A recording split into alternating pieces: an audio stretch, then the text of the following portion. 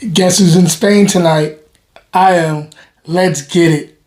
Welcome to another episode of Wine Still of the Week, where I go find a bottle that is under $20 that's punching above its weight class.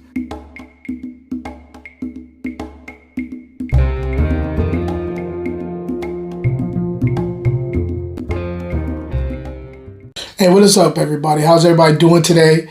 It is Wine Still of the Week, and can't wait to get into this wine with you. But before I do, I gotta let you know, of course, that if you don't know, I am at Calabash Restaurant in Oakland now.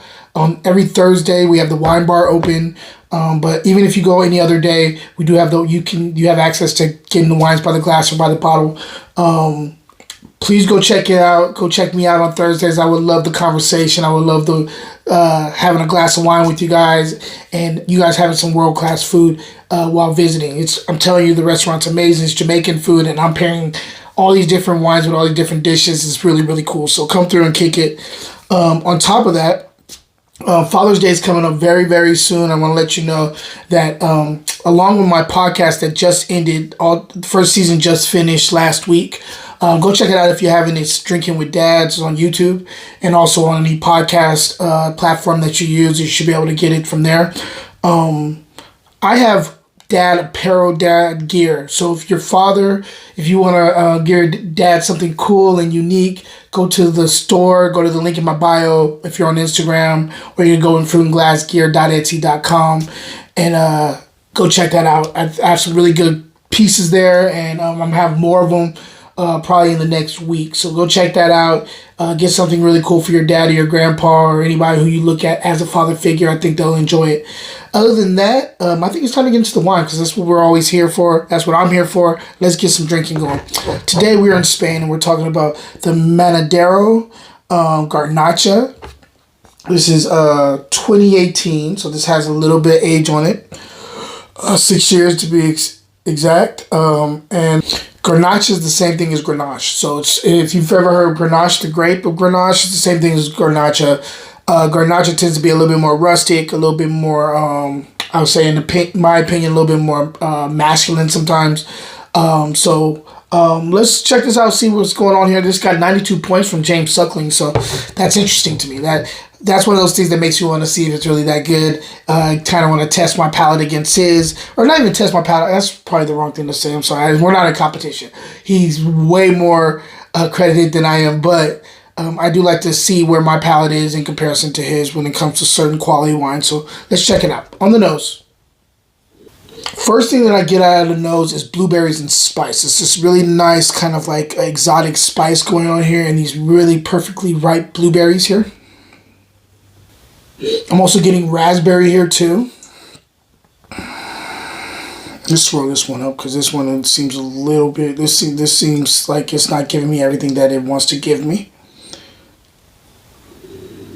There's definitely a floral thing going on here. I'm getting like a little bit of a rose petal here too. I'm also getting wet soil, so there's a little bit of earthiness here too. I'm getting white pepper, and I'm also getting like this kind of like dirty strawberries, which is interesting. Also a little bit of like sun-kissed like tree bark, this kind of like really hot forest tree bark smell that I've gotten used to hiking and stuff like that is coming out of here too. So let's go ahead and taste and see if everything translates to the palate. This seems very interesting on the nose, very complex. Let's taste it.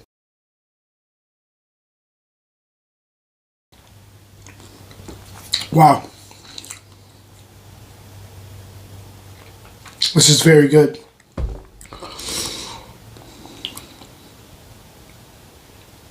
Yeah, this is very good. Haven't had one of these in a while. This is exceptional. Taste a little bit. I got a little excited there. Let me taste it again and see if I'm right.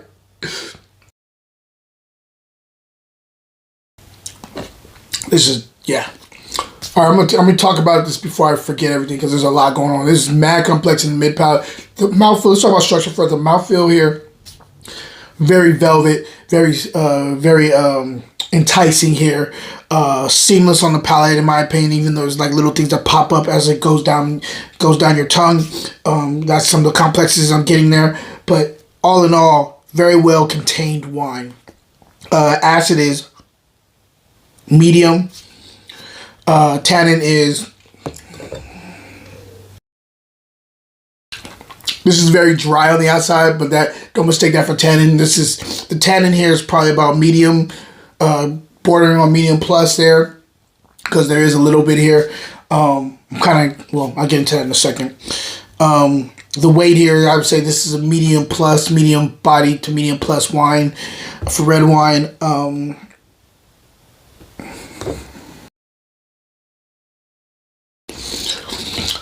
This two grapes or two flavors are really kind of doing a nice little kind of dance down my palate. It's blueberries and raspberry. Them up front are the first two that are hitting the tip of my tongue.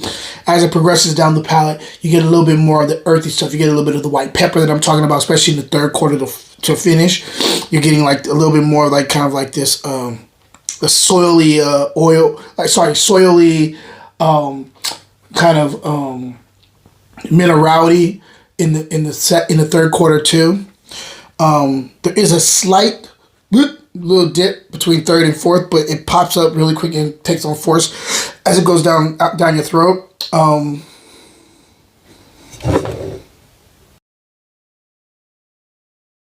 Yeah, that dryness is amazing. The thing that's really standing out to me on the finish is also adding to the tannin, because a lot of tannins are, people call tannins, if you like have like a tea bag in your mouth and you squeeze the juice out of it, it usually sucks the moisture out of your mouth, and they say that's tannin a lot of times. That's what's going on here. There's like this kind of like this black tea thing on the back of the palate, a little bitter but not overly bitter, that adds to the complexity here that I'm actually really loving, because it's so like connected to the rest of the seamlessness of this flavor profile as it goes down. Outstanding wine. I highly recommend this wine. I'm gonna take a little bit more. And when I tell you the price of this, you're gonna lose your mind. It gets even more red fruited on the finish. Wow, this is probably one of the better Garnachas I've had in a long time.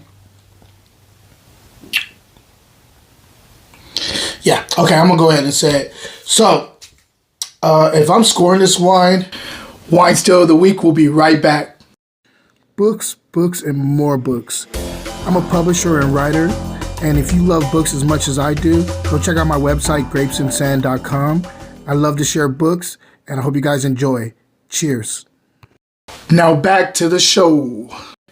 I am going to go 92 plus on this. I normally don't go above Suckling. I'm usually a little bit lower, or anybody else, but I can't front. This is about a 92 plus on here.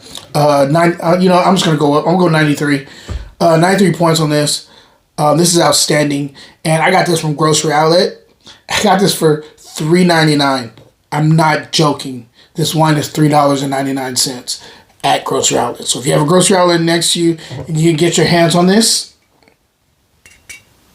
grab it, because this is definitely worth it. I even think this would go good chilled. So anyway, this is the bottle. Go grab it. I highly recommend it. And other than that, guys, hope everybody's having a wonderful day. Hope this is a perfect episode to get you into the weekend. And question of the day, if you had to pick between Garnacha, the same grape again, but grown different places, so they take on the characteristics of where it's grown.